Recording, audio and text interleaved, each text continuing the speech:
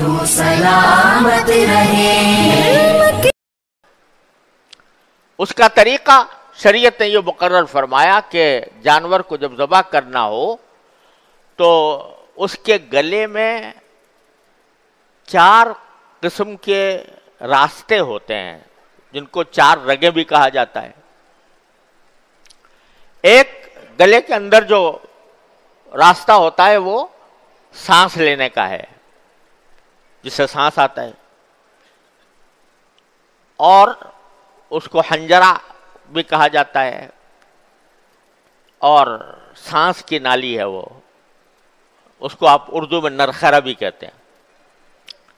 اور ایک راستہ وہ ہے جس سے غذا اندر جاتی ہے، وہ مری کہلاتی ہے، وہ رگ جس سے کہ کھانا اندر جاتا ہے وہ مری کہلاتا ہے۔ اور 2 خون کی رگیں ہیں جن کو ودجین کہتے ہیں۔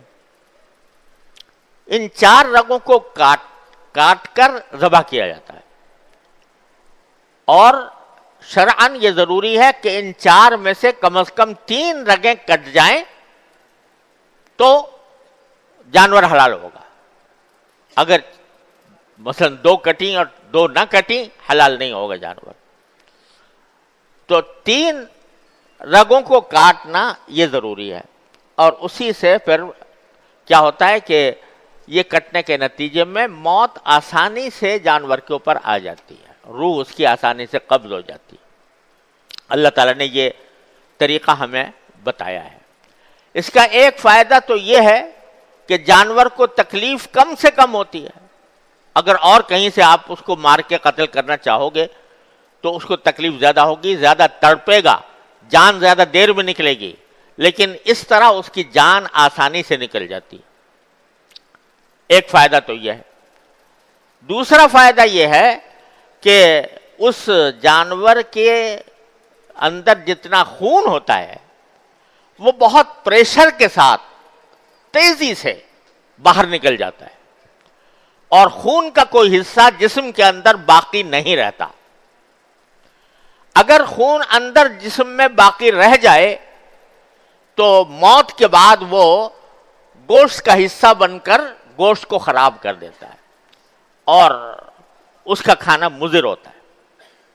تو اللہ تبارک و تعالیٰ نے یہ طریقہ مقرر فرمایا کہ 4 میں سے کم از کم 3 رگیں کاٹ دو، خون خوب بہہ جائے، اتنا بہہ جائے کہ اندر اس کے رہنے کا کوئی راستہ نہ رہے۔ یہ اللہ تبارک و تعالیٰ نے یہ طریقہ بتایا، اور اس سے زیادہ بہتر کوئی اور طریقہ جانور کو مارنے کا کوئی اور اس سے بہتر طریقہ نہیں ہے۔